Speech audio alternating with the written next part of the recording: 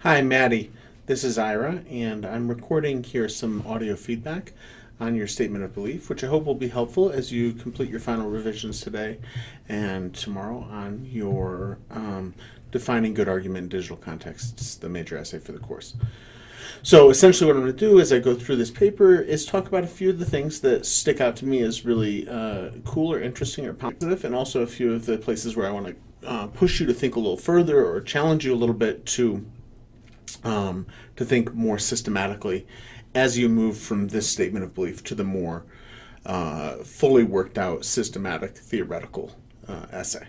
So you start off by defining argument as disagreement between two individuals. And right here, I kind of want to push you on, must it be only two? Why two? What about cases where there's 4 or 5 or 15? And I think that becomes especially relevant in digital contexts because often it's the case, of course, that we have multiple voices in some way weighing in on the same platform in the same place. Are they not arguing? By your definition, they would not be because it's two people. But I assume you'd be open to expanding that. So I'm curious how you would expand that and how that would shape your sense of what counts as argument. And you say the different sides of an argument have opposing opinions, which most likely leads to a disagreement, which makes sense to me. But I also kind of wonder, isn't it also the case sometimes that we're arguing and we're not 100% sure actually what our own opinions are. We're still kind of trying to work them out. We're kind of like going back and forth in some way where we're trying to figure something out together, but by opposing one another somewhat. I've noticed that this seems to happen a lot, and I wonder if your definition can account for that. Okay. Now, when you talk about prior knowledge of the importance of the topic, I'm a little confused. What do you mean by prior knowledge about the importance of the topic? Why importance? Where does that come in here? And when you talk about having an advantage over their opponent, I'm torn because on the one hand, I think it's true. When you have a good argument, almost by definition, that gives you some advantages. But I wonder if you want to tie your definition quite so tightly to this idea of opponents and opposition, which seems to set up maybe a very strongly combative dynamic. And so if you do, why? And if not, how would you revise this? Also, this sort of leaves a little bit to the side the question, which is the main question that you're kind of asking here, is what is good argument? Okay, so when you have a good argument, you are persuasive. You're more persuasive maybe than the person you're talking to. But what makes an argument good? And so here, you do a nice job of saying, okay, well, good argument involves prior knowledge, bad argument not having prior knowledge. Good argument involves confidence, bad argument refusing to listen. Good argument involves coming to an agreement. Bad argument involves being non-empathic and using logical fallacies. And you also add a good argument involves being well prepared on the topic, using pathos, ethos, and logos, and providing examples, which this is all, I think, actually like a lot of really good stuff to be thinking about in terms of what constitutes good argument. And what I really want to press you on in your fuller theoretical essay is to systematize these. This is sort of a big list. How do they fit together? Which ones are most important? Why? Why do these matter? What makes them good? And I think you start to think through some of that stuff when you talk about a bad argument that's not ethically correct, i.e. one that's based on false information. And then you offer some ways of thinking about how we end up making arguments based on false information. That might be because we just don't know stuff, or we haven't been listening to people, or we're not empathic, or we're just kind of making arguments that are based on fallacies. But I kind of want to understand a little more what makes that not ethically correct. Where does ethics come in here? So I'm kind of wanting you to push a little further and clarify how ethics fits into this way of thinking here. Um,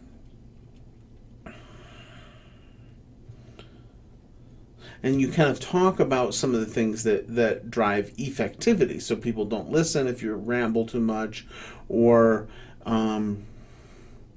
if you're, I'm not sure exactly what you mean when you say if a topic is sensitive to one side. I'm not, I just don't totally know what that means, but I think you're saying that if an arguer is overly generous to one side, I'm actually really not 100% sure what you mean with this sentence. If a topic is sensitive to one side, their opponent sometimes does not show empathy toward the opposing side. So I think that this is an important, my sense is, based on where it's occurring in your argument, that this is important as a concept, but I'm not totally clear on what that means. So I'd be helped by a little kind of clarification there.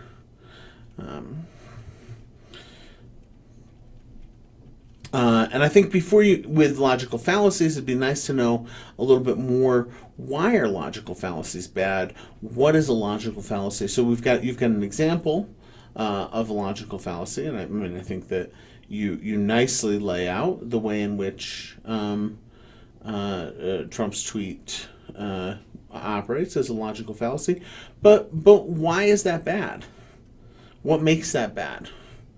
And conversely, why is good argument not based on logical fallacies when it is about having a big advantage?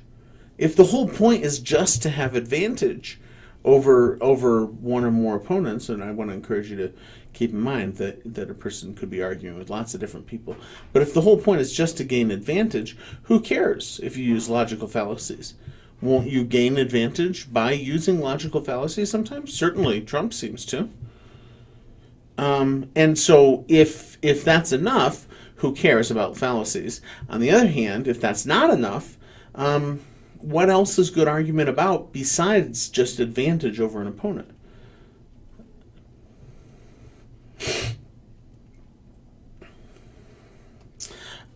Also, I'd be curious to know. So I think you're making an important point when you say that argument requires prior knowledge of the topic. In other words, to make good arguments, we actually have to know something about what we're talking about. I totally buy that. And I also kind of want to, I want to ask a little bit more. Sometimes don't we learn something new when we're listening to, whether we're reading or talking interpersonally, the people that we're arguing with? So when we're listening to the people we're arguing with, whether we're arguing with them face to face or with like a bunch of different people online, don't we sometimes learn something new? So how does that fit with the prior knowledge? Don't we need to be able to change our minds in an argument? If not, why not? And if so, how does that affect this definition? And then you kind of walk through ethos, pathos, and logos and offer an example of